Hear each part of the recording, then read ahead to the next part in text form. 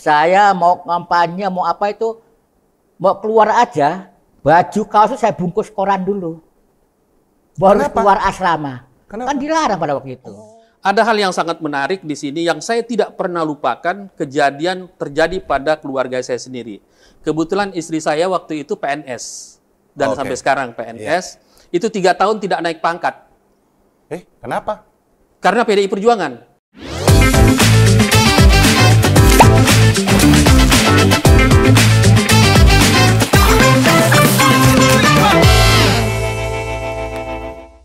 Hai semua, apa kabar? Mudah-mudahan dalam keadaan sehat semua. Politisi merupakan predikat yang disandang bagi mereka yang telah mendedikasikan dirinya di dalam dunia politik dan pelekat sebuah keahlian atau kemampuan di dalam bidang politik. Dalam sistem demokrasi di Indonesia, lahirnya politisi adalah sebuah keniscayaan. Karena sistem demokrasi itu membutuhkan partai politik sebagai pilar utama atau sokoguru demokrasi. Politisi ulung dan mumpuni hanya akan terlahir dari rahim partai politik yang benar-benar murni menjalankan dan membangunkan gerakan politik yang bersumber dari kekuatan rakyat untuk mewujudkan kesejahteraan dan keadilan sosial. Demikian halnya PDI Perjuangan, partai politik yang konsisten mendidik anggotanya sebagai kader pelopor, demi terwujudnya PDI Perjuangan sebagai partai pelopor. Sebagaimana disampaikan oleh Ketua Umum kita, PDI Perjuangan, Ibu Megawati Soekarno Putri, di mana semua kekuatan partai harus disiplin, agar PDI Perjuangan solid dan bergerak maju seiring perkembangan zaman, dan menjawab tantangan zaman. Dalam wawancara kita saat ini, secara khusus kami menghadirkan 2 orang politisi senior PDI Perjuangan DKI Jakarta. Di antaranya ada Bapak Ridar Handoko dan Bapak Mahtumi Syah. Untuk dapat berbagi kisah pengalaman mereka selama ini berjuang di PDI Perjuangan. Selamat siang, selamat sore Pak Mahtumi, Pak Ridar. Selamat sore. Jangan tegang Pak, santai saja Pak. Ya. Terima kasih untuk kehadirannya pada sore hari ini. Ini sebuah kehormatan buat saya sebagai pewawancara bisa berdiri atau berduduk di depan Bapak, memberikan pertanyaan-pertanyaan mengenai sepak terjang Bapak sebagai politisi PDI Perjuangan. Nah, pemirsa, Pak Ridar Handoko dan Pak Mahtumi Syah ini adalah 2 orang politisi senior, dan pada kesempatan kali ini tema besar wawancara kita adalah berkenaan dengan dedikasi, pengabdian, loyalitas, dan perjuangan Bapak. Ya, nah saya akan bertanya kepada Pak Mahtumi Syah dulu. Pak Mahtumi, pada waktu muda, ya, kenapa memilih PDI Perjuangan? Itu satu. Kedua, apa alasan Bapak ikut gabung dengan PDI Perjuangan dan berjuang sampai detik ini? Itu dulu pertanyaan Pak. Kira-kira apa yang bisa diceritain Pak? Oke, terima kasih Bung Jepri. Ya, sama-sama. Pertama, saya latar belakang dari keluarga PNI. Oh, oke. Partai Nasional Indonesia.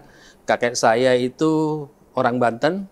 Kemudian beliau adalah PNI.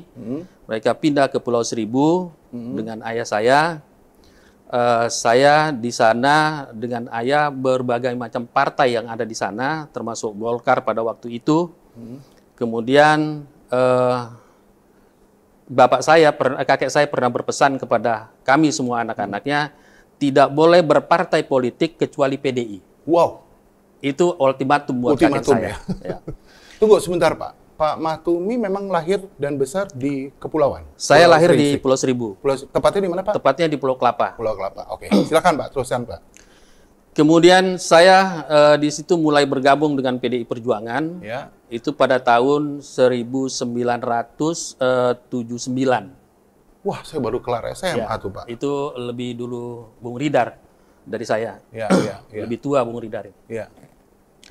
Pada tahun 79 itu saya mulai di situ ikut dengan PDI Perjuangan. Di pulau itu baru ada kelurahan di sana. Oke. Jadi di sana itu sistemnya Komdes.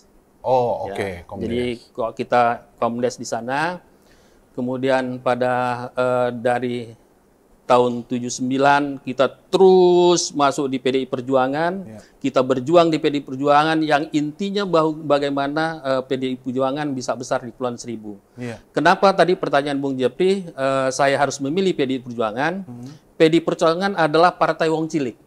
Oke. Jadi pada waktu itu kita semua itu tidak bisa beraktivitas dari partai lain kecuali Golkar. Jadi kita semua ditekan oleh Golkar.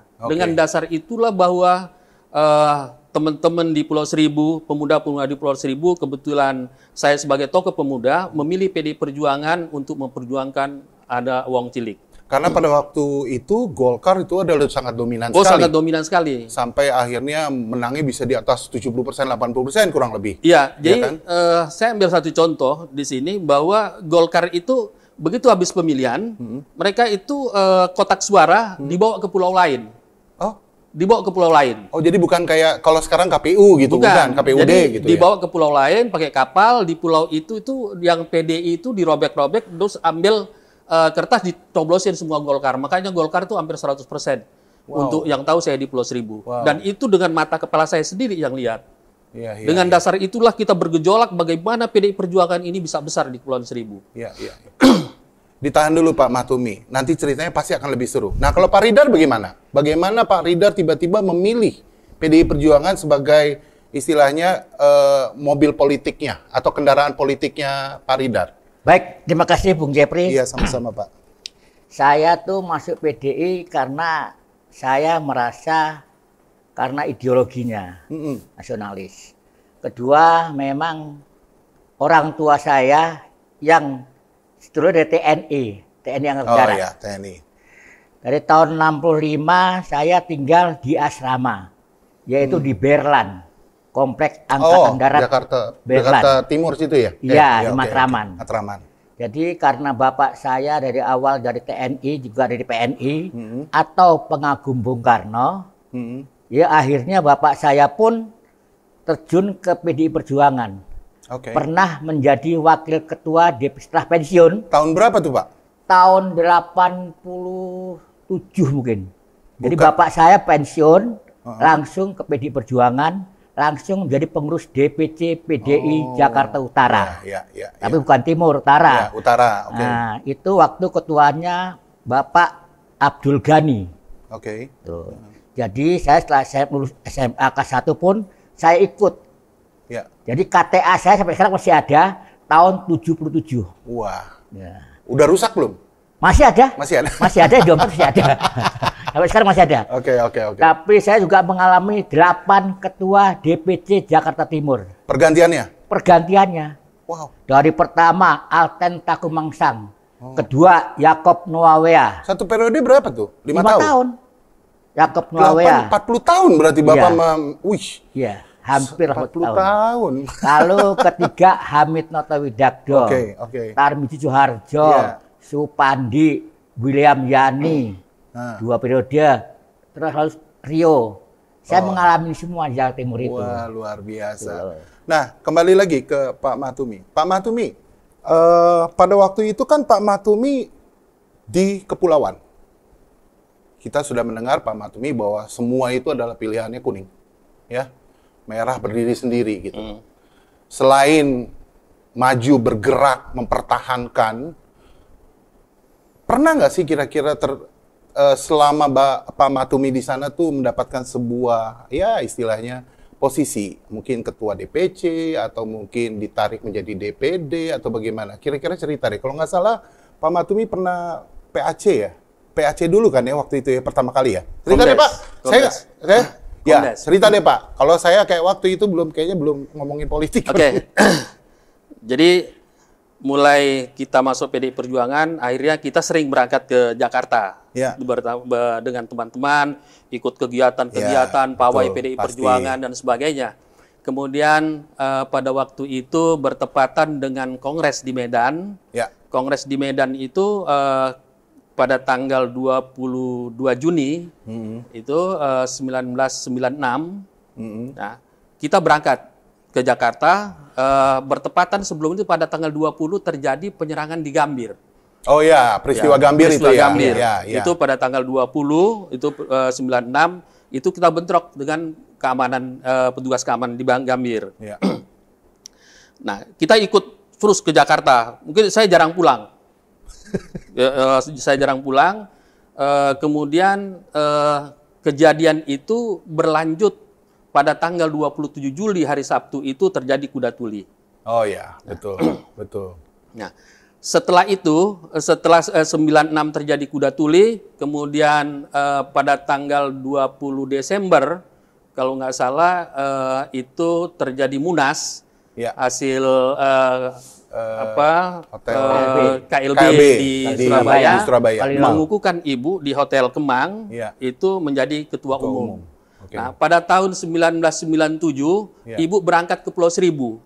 97. 97 Ibu berangkat ke Pulau Seribu, kemudian Ibu dicegat sana sini Ya. oleh kepolisian Itu di sana. sudah jadi PDI Perjuangan, belum kan? Belum. Masih PDI Perjuangan, ketua umumnya adalah masih Bu Mega. Ibu Mega. Sama satu lagi versi yang lain kan? Versi kalau nggak lain. salah, betul, oke. Kemudian Ibu berangkat ke Pulau tahun 97, selang 1 tahun dari kuda tuli itu, Ibu berangkat ke Pulau, itu bentuk PAC di sana, di Kepulauan Seribu. Udah ada PAC? PAC di Kepulauan Seribu, itu waktu itu sudah PAC, Ban Korcam. Komca di Kepulauan Seribu Dirubah namanya menjadi PAC. dirubah menjadi PAC. Oke, Jadi, setelah ibu ya, menjadi dari ketua. Komca. Oke. Nah, satu-satunya PDI Perjuangan barangkali Ya. PAC-nya Ya. ya Komca yang dilantik oleh Ibu Ketua Umum itu Pulau Seribu. Wih, hebat. Jadi, dan Pak Matumi menjadi ketua PAC-nya? Saya wakil ketua. Wih. Wakil ketua PAC. Wah, mantap. Nah, kemudian pada pemekaran wilayah di Kepulauan Seribu, Ya. setelah pemekaran wilayah di Kepulauan Seribu itu, pada tahun 2000, ya. itu saya terpilih secara aklamasi sebagai Ketua DPC Kepulauan Seribu. Oke. Dengan 2 periode. Yes. Ada hal yang sangat menarik di sini yang saya tidak pernah lupakan, kejadian terjadi pada keluarga saya sendiri. Kebetulan istri saya waktu itu PNS, dan Oke. sampai sekarang PNS. Itu 3 tahun tidak naik pangkat. Kenapa? Karena PDI Perjuangan. Saya PDI Perjuangan. Sampai begitunya? Sampai begitu. Wow. Jadi 3 tahun tidak naik pangkat itu istri saya, karena saya PDI Perjuangan. Nah, saya berapa kali diminta oleh Lurah agar supaya saya meninggalkan PDI Perjuangan dan menjadi pengurus di Golkar. Tapi saya menolak. Wow. Nah, jadi istri saya itu mendapat tekanan ketika kampanye di Pulau Seribu tuh istri saya kumpulkan anak-anak muridnya. Ada banyak anak muridnya pada waktu kampanye itu mereka beliin es mambo gitu loh. Oh, yang es di plastik Ya, itu ya. kemudian kita sablon itu bendera PDI. Kita sablon bendera PDI, kemudian pawai keliling. Pawai, Nah, wah. dengan dasar itulah istri saya tidak naik pangkat selama 3 tahun. Padahal istri saya itu gudacil, guru daerah terpencil, Ya. yaitu guru teladan daerah terpencil. Iya. Nah, tapi sampai segitunya dibabat habis. Tapi saya tidak patah semangat. Ya. Saya tetap berjuang di PDI Perjuangan. Sehingga saya menjadi 2 periode di Ya. PDI Perjuangan. Luar biasa sekali perjuangannya ya. Karena dalam keadaan seperti itu juga kita harus berpikir kreatif. Apapun bagaimanapun kita harus tetap berkreasi sehingga kita bisa mengkampanyekan partai kita, membela partai kita. Bang Ridar, Pak Ridar ini kan pernah 8 kali di sebuah DPC. Iya. Bapak pernah mendapatkan satu tempat posisi yang tertinggi dalam berorganisasi di partai politik kita. Saya Selain sekarang mengalami masih di DPD 8 ya? ketua DPC ya, 8 DPC. Oke. Tapi jabatan saya pertama tahun 83 Ya. itu pembentukan pertama. Dulu namanya Komdes, Komisaris Desa. Seperti PAC sekarang Ya, ini. enggak, Oke. dulu bukan Oh, bukan PAC. PAC. Enggak. Di bawah lagi Komdes. Kalau sekarang di bawahnya lah. Oh, kepada oke. Sekarang Pengurus ranting. anak ranting. Dulu Oke. Komdes. Ya. Saya jadi Kordes. Ya, ya, Kordes ya. itu koordinatornya desa. Ya. Itu tahun 83. Ya. Yang membentuk Pak Yakob Muawiyah. Ya. Ya kan? Itu saya udah banyak tantangan, ya kan? Ya. Lalu setelah itu saya mau kampanye, mau apa itu, mau keluar aja, baju kaos saya bungkus koran dulu. Baru Kenapa? keluar asrama. Kenapa? Kan dilarang pada waktu itu. Oh. Saya Jadi ngumpet-ngumpet. ngumpet-ngumpet. Oh, Saya iya, iya. beraninya setelah di atas tahun 85. Karena Iya, iya, ada undang-undang kepartaian. Iya. Waktu itu 3 partai. Ya. Undang-Undang nomor 3 tahun 85. Ya. Berarti di Indonesia itu ada 3 partai, PDI, P3, dan Golkar. Ya. Perlu ketahui bahwa mungkin tahun dulu kan Orde Baru. Itu semua kuning semuanya. Ya. Kayak cuma saya satu yang merah. Ya. Lah ada undang-undang tadi tahun 3 tahun 85, saya baru angkat di asrama tuh bendera PDI Perjuangan. Saya dipanggil Kodim, Koramil. Saya udah biasa gitu. Jadi diinterogasi gitu semuanya. Iya. Iya, pegang saya undang-undang itu. Iya, Nomor 385. betul. Pak Ridar juga pernah saya mendengar cerita Pak Ridar pernah mengawal ibu ya. Iya. Ya. Cerita dikit deh, di mana tuh? Di Blitar? Bukan, Di mana? itu saya waktu itu ditugaskan waktu itu ketua cabang Pak Tarmiji. Ya. Saya panitia KLB di Sukolilo, Surabaya tahun 96. Saya tugaskan mengawal Bu Mega dengan 2 orang saya tuh. Kayak satgas lah. Iya. Bu Mega pertama almarhum Bambang Setiono. Udah meninggal. Iya. Itu. Nah itu saya ngawal dari kamar Bu Mega F218 ke kamarnya saudaranya itu Eros Jarot dan Pak itu 2 orang pokoknya. Jadi saya yang ngawal dari kamarnya ke ruang Eros Jarot lalu ke ruang sidang saya ngawal. Pada waktu pergolakan di 96, 97, 98, 99 Pak Ridar juga pasti ikutan. Pasti ikut. Waktu semua kongres di Ponegoro, kasus di Ponegoro juga Pak Ridar juga ikut ya. Pak Matumi juga ikut. Jadi ini merupakan sebuah saksi sejarah yang luar biasa pemirsa dan kita bisa mendengarkan langsung dari bapak-bapak politisi yang sangat senior ini karena mereka telah ikut dalam perjuangan partai kita. Pak Matumi, sekarang peran Bapak di dalam partai, mungkin Bapak sudah memakan asam garam secara pengalaman. Dari mulai tahun 70-an, 80-an, 90, 2000, 2001, 2010, sekarang udah 2022. Peran Bapak terhadap politisi sekarang, politik di Indonesia sekarang, apa yang kira-kira Bapak ingin berikan untuk lebih memberikan dinamisasi di dalam politik di Indonesia? Kira-kira Pak Matumi ada kira-kira jawaban yang kira-kira, ya nggak perlu harus secara politikal, mungkin kira-kira melihat pemetaan sekarang gimana Pak Matumi? Oke, saya cerita dari awal dulu. Ya. Ada satu hal lagi yang saya tidak pernah lupakan, Bung Jepri. Saya urut dari ini lagi. Ya. Pada waktu Ibu Mega datang ke pulau, itu lampu saja dimatikan. Jadi di sana pakai diesel. Pada waktu itu yang waktu datang, itu yang meresmikan PAC ya? Ya, lampu dimatikan. Sehingga di Pulau Kelapa itu lampu dimatikan. Kenapa Pak? Ya dia nggak suka kalau PDI datang. Akhirnya Ibu berangkat ke Pulau Kotok. Pindah ke Pulau Kotok. Mungkin di situ ada relasinya Ibu. Sehingga kita PAC ini berangkat malam itu ke Pulau Kotok. Jadi kita dibentuknya di Pulau Kotok.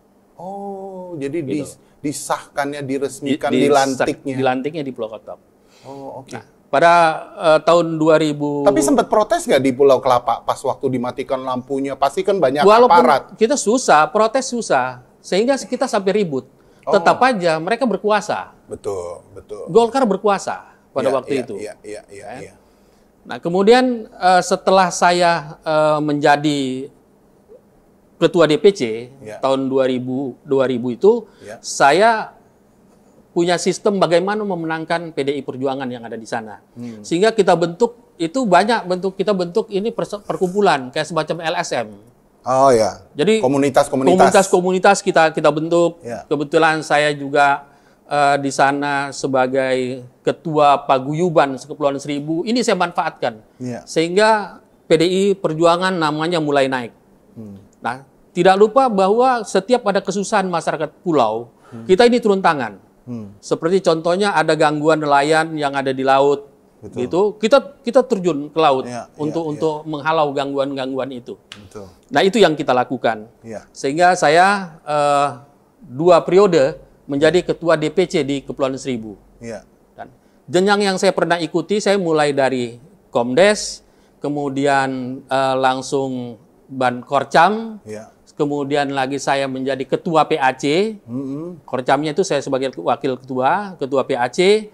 kemudian saya menjadi ketua DPC 2 periode, dan sekarang saya di DPD 3 periode. Wow, 15 tahun Ya. di DPD. Kemudian jenjang yang saya pernah lakukan itu, pernah saya mengikuti kader Pratama, kemudian saya juga pernah ikut kader Madya, saya pernah ikut kader nasional, kader utama. Kemudian yang keempat saya ikut guru kader. Wow, Ya, jadi luar biasa. Saya menghimbau kepada teman-teman sekalian, yang teman-teman para pemuda yang ada di PD Perjuangan, berjuanglah di PD Perjuangan ini secara ikhlas. Iya, betul. Jadi tidak ada embel-embel. Ikhlas saja, kalau berbicara masalah rezeki itu akan mengikuti. Amin. Pasti Kita ikhlas saja. Jangan kita berpikir kita deketin siapa, kemudian yang saya tidak suka adalah kader-kader yang loncat pagar. Jadi tidak mengikuti jenjang mulai dari PAC, dari ranting PAC atau DPC, tahu-tahu mereka yang tidak pernah menjadi kader langsung menjadi PAC, atau yang tidak pernah menjadi kader masuk kepada DPC. Ini saya bilang tolonglah sabar kepada teman-teman, ikutilah jenjang itu sehingga kita merasa memiliki ideologi Pancasila, kemudian roh kita juga PDI Perjuangan. Jadi jangan kita cuma nama PDI Perjuangan, tapi ketika ada permasalahan apa-apa kita lari paling duluan. Betul. Gitu loh. Dan kita bisa lihat di sini bahwa PDI ini dilahirkan itu pada tanggal 10 Januari 1973 itu PDI. Kemudian peralihannya menjadi PDI Perjuangan tanggal 15 Februari itu 1999. Dan inilah perlu kita pelajari. Jadi anggaran dasar itu juga menjadi satu kitab suci kita sebenarnya di PDI Perjuangan. Jangan kita hanya punya keinginan bahwa ingin meraih calon anggota DPR, calon anggota DPRD, itu tidak berjuang dari bawah. Dan saya mengharapkan kepada teman-teman sekalian, itu tidak kalir dari bawah. Agar semua kita bisa merasa memiliki dan kita bisa menjaga PDI Perjuangan sampai ke sumsum kita. Jadi tidak hanya bahwa si ini sudah di DPD, tapi dia tidak pernah merasakan menjadi pengurus yang di bawah. Jadi ketika kita tidak merasakan menjadi pengurus yang di bawah, dan kita tidak merasa memiliki yang di bawah itu. Tapi kalau kita mulai karir dari bawah, terus sampai meniti atau sampai ke DPD, bahwa ada sesuatu yang di bawah, kita tahu bagaimana permasalahan ini memecahkan masalah ini.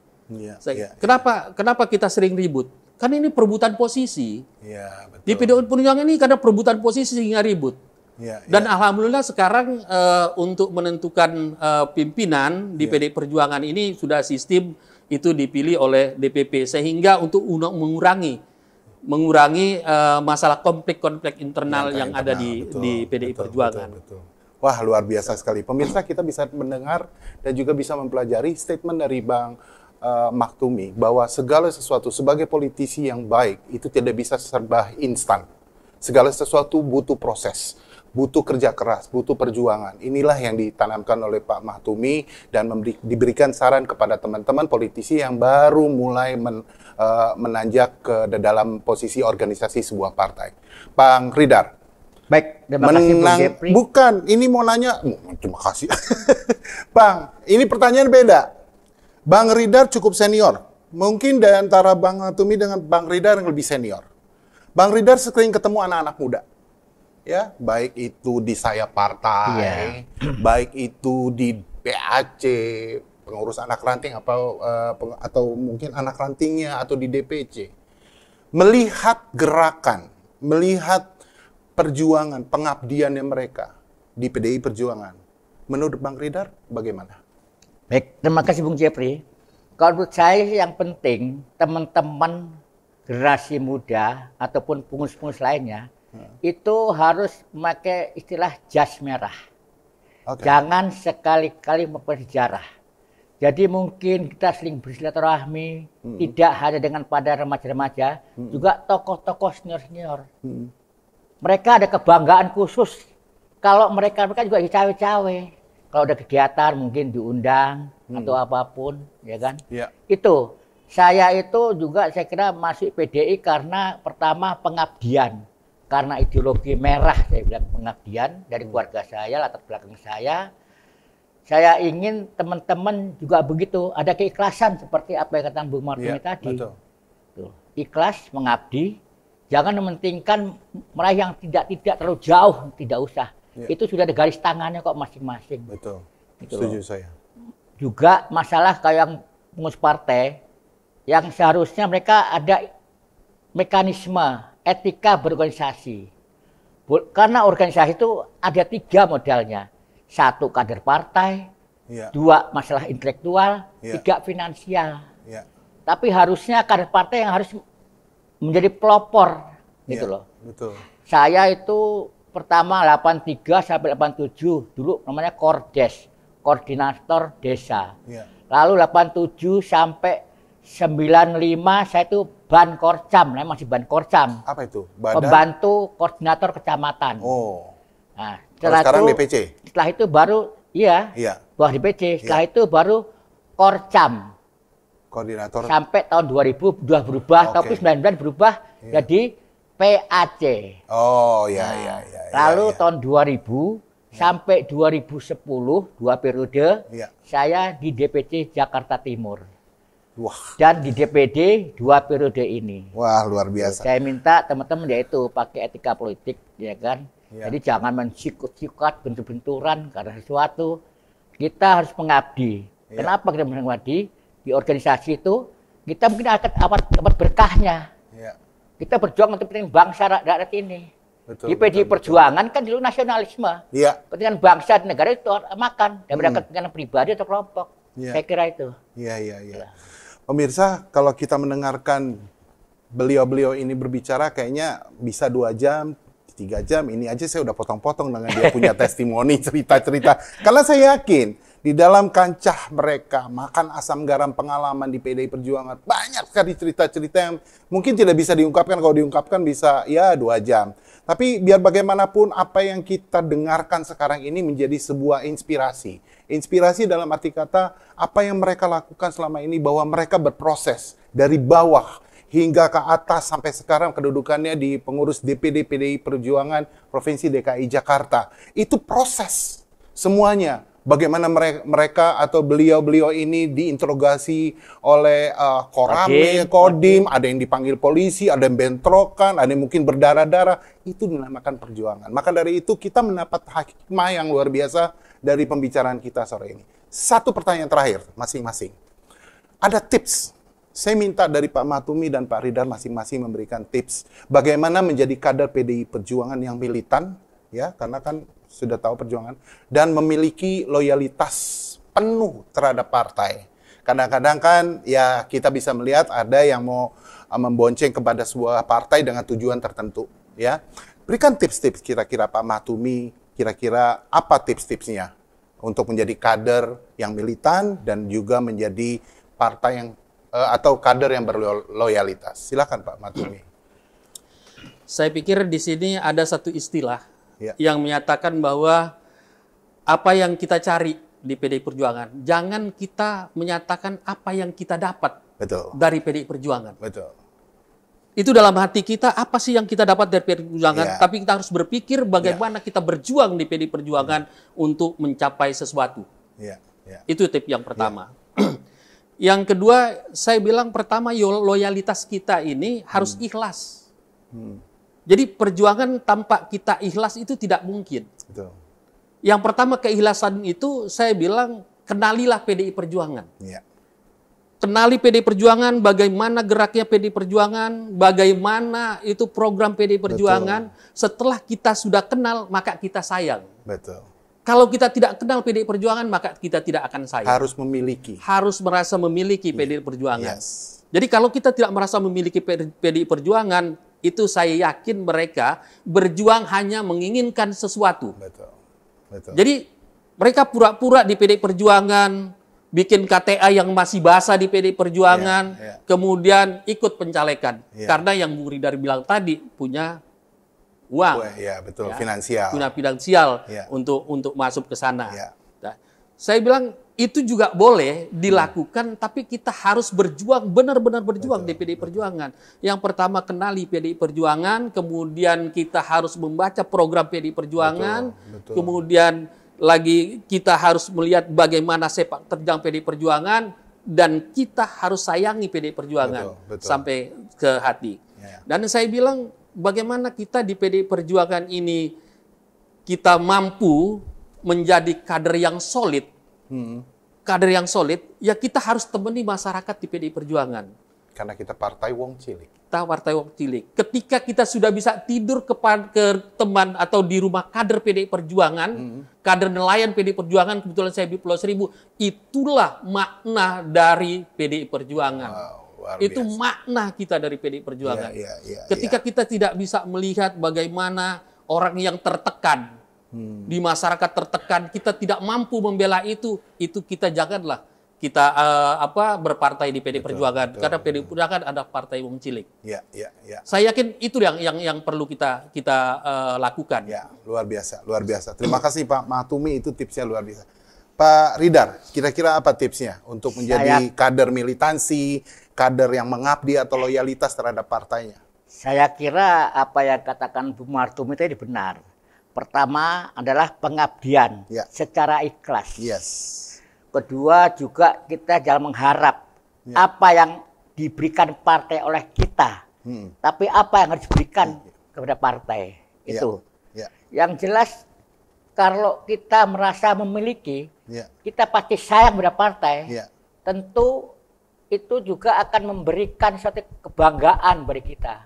Contoh saya umpamanya dengan kemenangan PDI Perjuangan, ada kebanggaan. Walaupun saya nggak dapat apa-apa, hanya pengabdian, tapi saya ikhlas. Ada kebanggaan untuk PDI Perjuangan.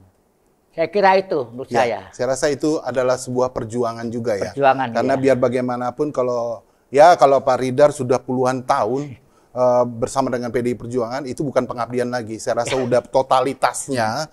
Dan kita bisa bilang bahwa PDI Perjuangan adalah rumah aspirasi kita, rumah perjuangan kita bersama-sama. Jadi Pak Ridar sudah sangat nyaman di sini, ya. Sekali lagi Pak Mahtumi, Pak Ridar, terima kasih atas kehadiran sore hari ini atau hari ini, karena kita sama-sama bisa mendengarkan bagaimana pengalaman senior-senior kader partai PDI Perjuangan. Terima kasih, sehat selalu. Pak Ridar Handoko dan Pak Mahtumi Syah adalah sosok politisi PDI Perjuangan yang patut menjadi teladan bagi kita. Kita sudah mendengar bagaimana kesaksian dan juga ceritanya berjuang ya di partai kita.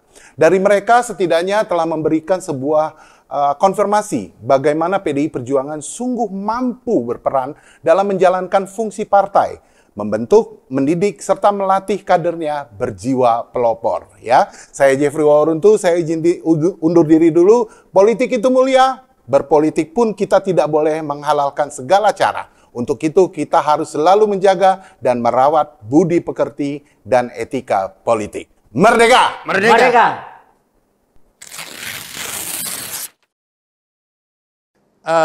Saya ingin sampaikan kepada kader-kader PDI Perjuangan, mulai dari anak ranting, PAC, DPC, kemudian kita berbagi dengan teman-teman DPD untuk menjadi kader PDI Perjuangan, yaitu pertama saya tekankan yang ikhlas. Kita merasa memiliki di PDI Perjuangan, kemudian kita rawat PDI Perjuangan agar supaya PDI Perjuangan ini menjadi lebih baik lagi dan lebih besar lagi. Itu tips saya yang pertama. Kemudian untuk menjadi kader PDI Perjuangan, ikutilah jenjang dari bawah, mulai dari anak ranting, PAC, DPC, sampai ke jenjang DPD. Itu kemudian ikutilah ikutilah pendidikan kader yang diadakan oleh PDI Perjuangan. Jangan merasa lelah, mulai dari pendidikan kader pratama, madya, kader nasional maupun sampai guru kader. Itulah yang saya ingin sampaikan kepada teman-teman PDI Perjuangan. Kita berjuang terus. Jangan kita berbicara apa yang kita dapat dari PDI Perjuangan, sudahkah kita berbuat untuk PDI Perjuangan. Itu tip dari saya, terima kasih. Wassalamualaikum warahmatullahi wabarakatuh. Merdeka!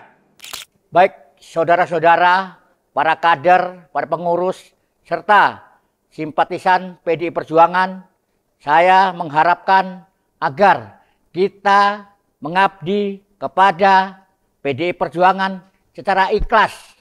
Untuk itu, kita harus benar-benar punya rasa memiliki agar PDI Perjuangan ke depan lebih baik dan lebih besar.